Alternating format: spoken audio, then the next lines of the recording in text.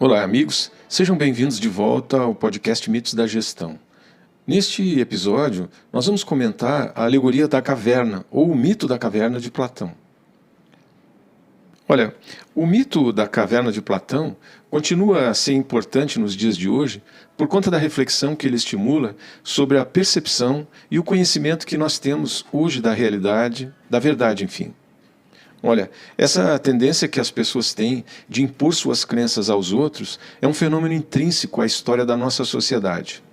Criada por uma variedade de motivações, essa inclinação pode surgir tanto de convicções culturais, religiosas, políticas como ideológicas. A necessidade de validar as próprias crenças muitas vezes leva indivíduos a tentarem influenciar os outros, seja por meio de persuasão, argumentação ou mesmo por meio da coerção. Essa tendência pode resultar em conflitos, em intolerância e falta de compreensão entre grupos com diferentes pontos de vista. No entanto, a aceitação da diversidade de pensamento é essencial para a construção de sociedades mais inclusivas e respeitosas.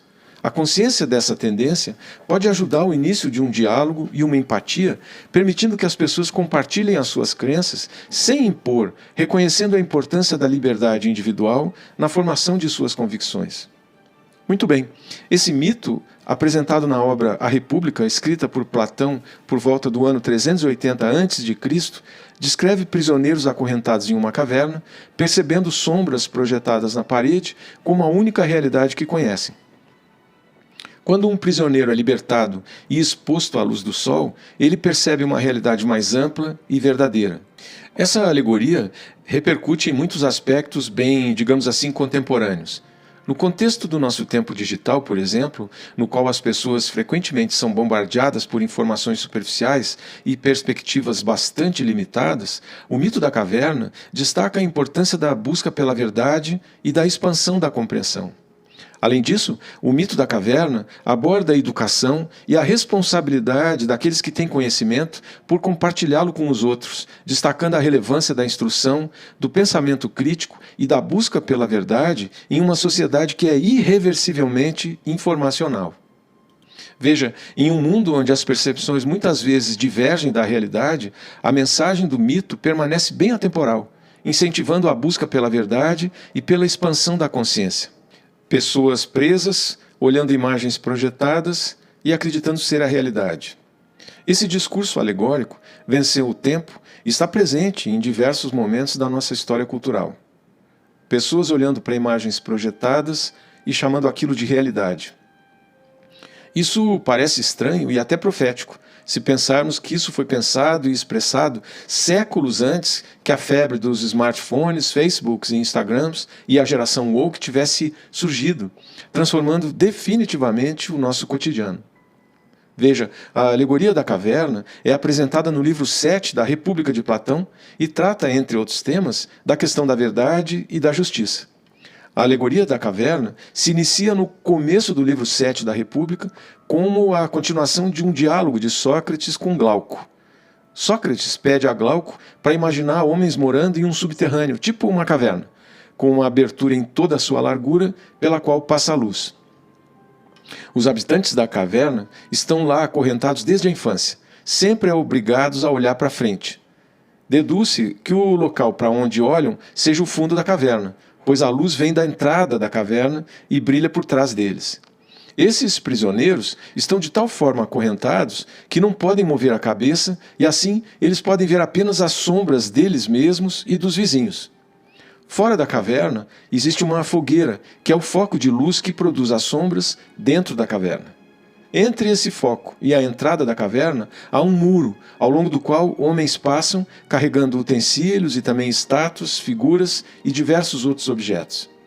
Esses objetos têm a sua sombra projetada dentro da caverna, de modo que os prisioneiros possam vê-las. Se esses homens acorrentados na caverna pudessem conversar, continua Sócrates na alegoria, eles pensariam estar designando pelo nome correto tudo o que viam refletido no fundo da caverna, sem saber que o que viam eram apenas as sombras dos objetos. Sócrates começa a relatar então o que aconteceria no caso de um daqueles homens acorrentados na caverna ser libertado. Depois de ser libertado e ser obrigado a voltar para a luz, ele sentiria dor nos olhos, ao mesmo tempo em que ficaria tão deslumbrado que nem veria os objetos cujas sombras ele enxergava na caverna. Este prisioneiro, agora libertado e fora da caverna, se fosse questionado sobre o nome dos objetos que agora passam à sua frente, nem saberia responder. Ficaria atrapalhado, acreditando que aquilo que ele via na caverna era mais verdadeiro do que o que ele estava vendo agora. Ao ser obrigado a olhar diretamente para a luz, os seus olhos doeriam. E aí o Sócrates pergunta, ele não tentaria voltar para junto das coisas que estava acostumado a ver, certo de que elas eram muito mais claras do que aquilo que ele estava vendo agora? Arrastado contra sua vontade para fora da caverna e exposto à luz do sol, o homem libertado da caverna se revoltaria e novamente ficaria ofuscado, sem ter condição de enxergar nada do que lhe fosse apresentado como verdadeiro. Esse homem liberto e agora exposto à luz precisaria primeiro se habituar, para depois poder contemplar o mundo fora da caverna. Acostumado com as sombras, com os reflexos das coisas projetadas na parede da caverna, para ele seria mais fácil perceber as sombras das coisas e os seus reflexos antes de poder perceber os objetos reais. Mesmo assim, ele seria capaz de ver melhor de noite do que na luz do sol. Mas depois desse período de adaptação, o homem pode ver as coisas como elas realmente são e ficar feliz com essa nova percepção e sentir pena pela sorte dos que ficaram acorrentados na caverna, já que ele sabe agora que eles veem apenas sombras das coisas, os reflexos dela, sem ter acesso às coisas em si. Pensando na situação de seus antigos companheiros, o homem liberto não quer retornar à antiga situação e pensa que prefere sofrer o que for a retornar para a situação antiga. Por fim, o Sócrates relata a volta desse homem à caverna e a sua dificuldade em lidar de novo com as sombras da caverna, por ter se desacostumado com o escuro, o que faria com que seus companheiros da caverna julgassem que a sua saída de lá tinha estragado os seus olhos.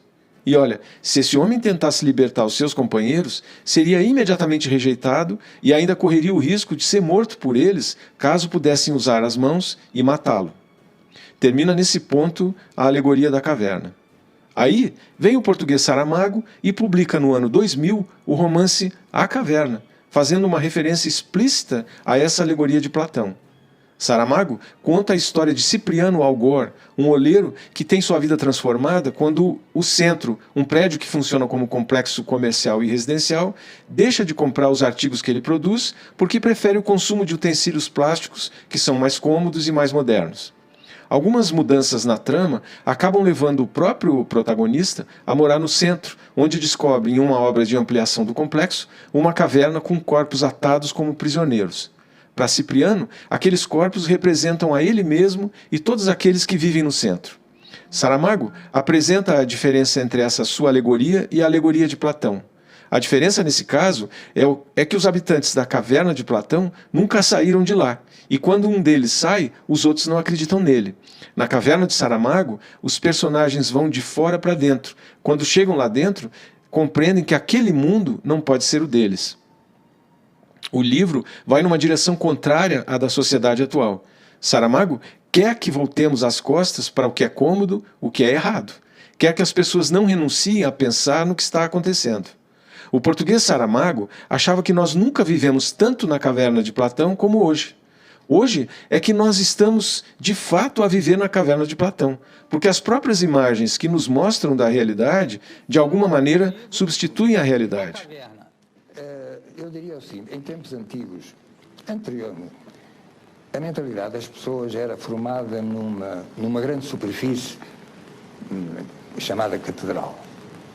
Também formada nas igrejas, nos seminários, quer dizer, mas como grande superfície era a catedral. A mentalidade das pessoas hoje é formada noutra grande superfície que se chama shopping center. Amoreiras. Amoreiras, etc. Sim. Bom, o que quero eu dizer com isto? O único espaço público que resta, antigamente reuníamos nas praças, nas vilas, a praça, tudo isso. O único espaço público que resta onde as pessoas têm a certeza de encontrar segurança, abrigo, divertimento, cor, música, coisas para comprar, é o centro Shopping center. O centro comercial, como nós chamamos, ou o shopping center, como vocês chamam. O mundo fora tornou-se inseguro. As próprias casas tornaram-se inseguras. A prova é que as rodeamos de grades, de arames farpados, eletrificados e tudo mais. Curiosamente, estamos a conduzir-nos outra vez, a levar-nos outra vez a viver onde começamos, na caverna. Vivemos nas cavernas, nos tempos antiquíssimos, porque, evidentemente, o ser humano naquela altura tinha que se abrigar, defender-se das feras, portanto, a caverna era o lugar. O shopping center, de alguma forma, parece com uma caverna. O shopping center não tem janelas. A caverna também não tem. Se a caverna tivesse janelas, não era uma caverna. Há outra caverna, mas hoje atual, mas que se assume perfeitamente como caverna, que é a discoteca. A discoteca é outra caverna. Quer dizer, todo o trabalho humano da abertura ao mundo, do descobrimento do mundo, está-nos a levar pessoas e grupos a concentrar-nos cada vez mais, agredidos pelo meio, e agredidos agora de muitas e muitas formas diferentes, que não há tempo aqui para estar a identificar, estamos outra vez a fechar-nos em nós próprios. Bom. Nós estamos efetivamente repetindo a situação das pessoas aprisionadas ou atadas na caverna de Platão, olhando em frente, vendo sombras e acreditando que aquilo sim é a realidade. Olha, parece que foi preciso passar todos esses séculos para que a caverna de Platão aparecesse finalmente num momento da história como o de hoje. A alegoria da caverna, ou o mito da caverna, provoca várias imagens como a caverna como um símbolo das trevas, o mundo real como lugar das falsas imagens, o sol como símbolo da verdade. As várias metáforas, lições e opiniões que se pode extrair dessa alegoria foram sendo interpretadas, reinterpretadas, lidas e relidas ao longo do pensamento filosófico, literário, acadêmico, e daí a sua importância e sobrevivência até hoje como uma metáfora viva que é narrada tanto em aulas de filosofia, fóruns, debates, seminários ou congressos diversos. A imagem da caverna já foi associada pelo próprio Platão ao nosso mundo real, onde reside o falso conhecimento, mas na literatura ela foi associada ao processo de alienação, ao processo de revolução, às ideologias, às utopias, etc. De um modo ou de outro, a caverna parece expressar claramente o nosso mundo pela metáfora da prisão, em analogia com um lugar que nos mantém presos a falsas imagens e que, por isso, deve ser abandonado, transfigurado ou transformado. Enfim, a verdade é que estamos cada vez mais distantes de chegar a um consenso sobre qual a verdadeira ou mais importante imagem ou lição que podemos extrair da alegoria da caverna. Isso é bom, porque só demonstra como a plasticidade da linguagem simbólica a faz sobreviver para além de séculos, já que estamos lidando com algo que foi escrito por Platão há mais ou menos 25 séculos atrás e que sobrevive até hoje no imaginário do mundo ocidental. Olha, no mito da caverna, nós podemos encontrar lições de uma atitude política e podemos associá-lo a uma apresentação dos fundamentos da teoria do conhecimento. Mas a sua lição mais fundamental surge quando estabelece um limite entre o conhecimento falso e o conhecimento verdadeiro.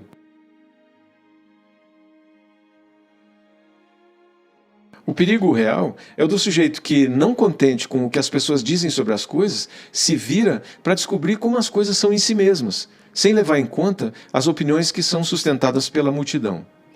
O ponto mais crítico da alegoria da caverna ocorre quando esse aventureiro solitário não se satisfaz mais em olhar apenas para o fogo no interior da caverna e para as coisas que agora parecem como são. Ele agora quer dar o segundo passo adiante porque quer descobrir de onde vem esse fogo e quais são as causas das coisas. Pense nisso.